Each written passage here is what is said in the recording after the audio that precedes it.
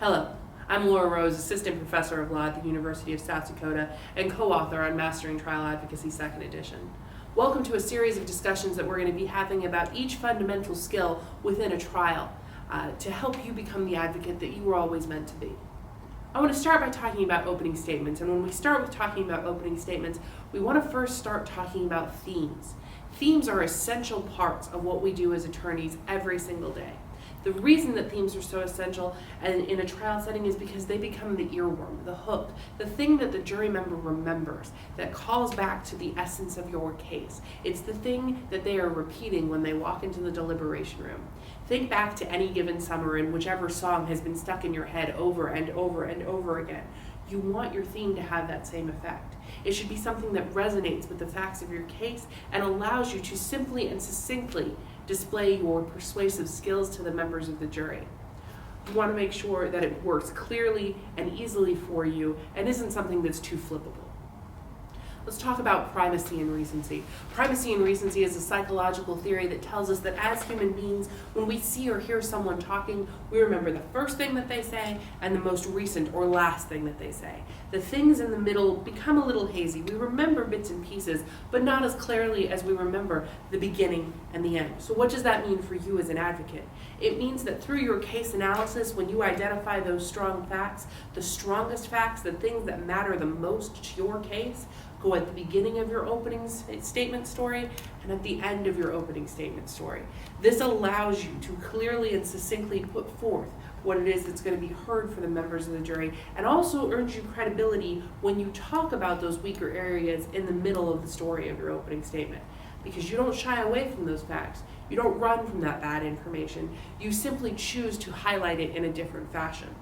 I want to talk with you now about telling the story of the opening statement and the importance that that story has. Openings, remember, are not a chance for argument. They're not a chance for you to get up and try to convince the jury that under the law you are correct. What they are is a chance for you to almost have a GoPro camera that follows the action of your case throughout and present it in the most persuasive manner possible. A tip for making sure that that happens is to use present tense language. That can be an awkward switch because we're used to describing past events in the past. But what we want to do in our opening is make the courtroom the scene of the events that we are at trial about. We want the jury members to viscerally feel what has been felt by our clients and by the factors that we're discussing in a given trial. And the way to do that is through using present tense verbs. We also want to make sure that there's a structure that's there, that we follow primacy and recency and have a beginning, middle, and end. That way it's persuasive, it's powerful, and it presents itself in the manner that works the best for us. We also want to make sure that we follow the great Terry McCarthy, and we use rule number 7 of Terry McCarthy's rules, which is you speak in a courtroom the way that you speak at a nice bar. What does that mean? Research shows us that the average jury member has about an 8th grade education level. Now, as law students and as lawyers, we do a phenomenal amount of reading. I don't have to tell you that. So we get exposed to a wide vocabulary. But some of that vocabulary isn't appropriate when you're trying to convince a member of the jury. For example, let's take the example of vehicle versus car. If I'm talking to a jury, I want to talk about the car.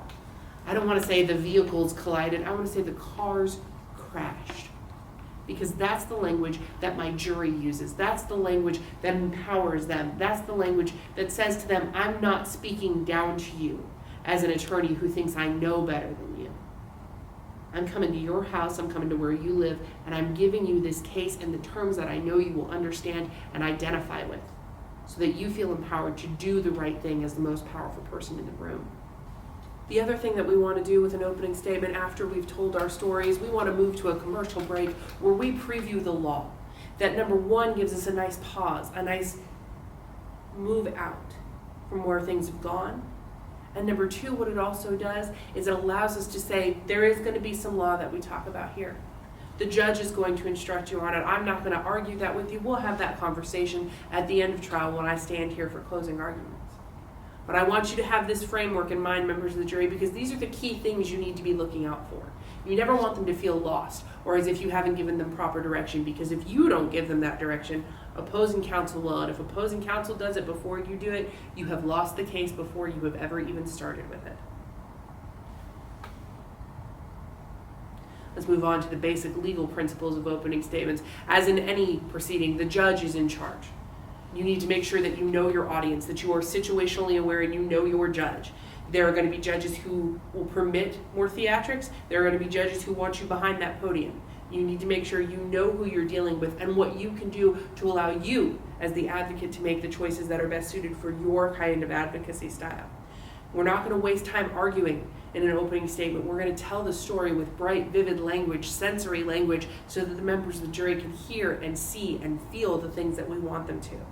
We're not going to vouch for the witness's credibility. This isn't the time for that. If there's an issue with somebody who we know that we're going to be able to impeach, we're going to handle that in the moment. You can preview that by saying, members of the jury, pay close attention when I cross-examine Nikki Long, the state's star witness, and make up your minds for yourselves how much you choose to believe her. That much is permissible in an opening, but I can't get up there as the attorney and say, she's a liar, and I know she's a liar, and you're going to see that too. That's not how this works, and we need to be cautious of that. Your personal opinions have no place in a court of law. Your personal opinions have no place in an opening statement. And your personal opinions, as we are going to come to learn throughout this case, these discussions, have no place in any piece of trial advocacy work that you decide that you are going to do.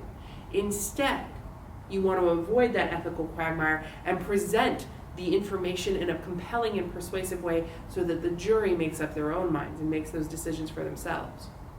Any pretrial rulings must be abided by, period.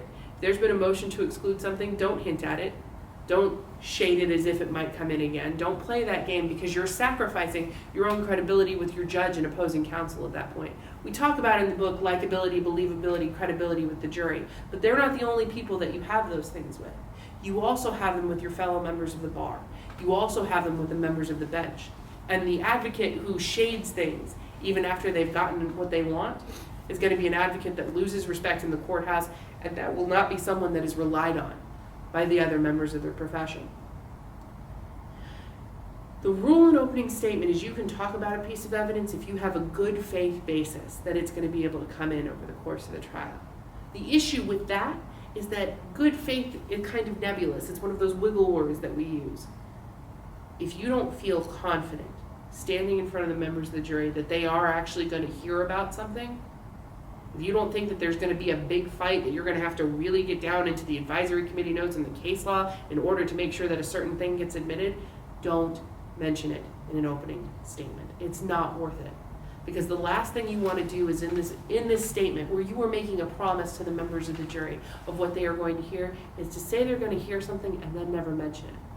They will punish you for it, and you will lose the ground that you are building up with them. Finally, we don't want to violate the golden rule argument. The golden rule is paramount when we're talking about opening statements. What do I mean by that? You can't ask the jury to put themselves in the shoes of the victim or the other parties in the case, not directly. There are ways that we can talk about where you're going to be able to shade some of that in, but you can't say, imagine that you were in this situation, or imagine that this happened in your community. That's too persuasive, that's too much. That causes them to lose the objectivity that they bring to our legal system that makes them such a valuable part of it. So we're not going to do that, because it's not worth sacrificing the things that we need to have, once again. There's the whole heart of opening statements piece here. I think that we can save for the conversation piece.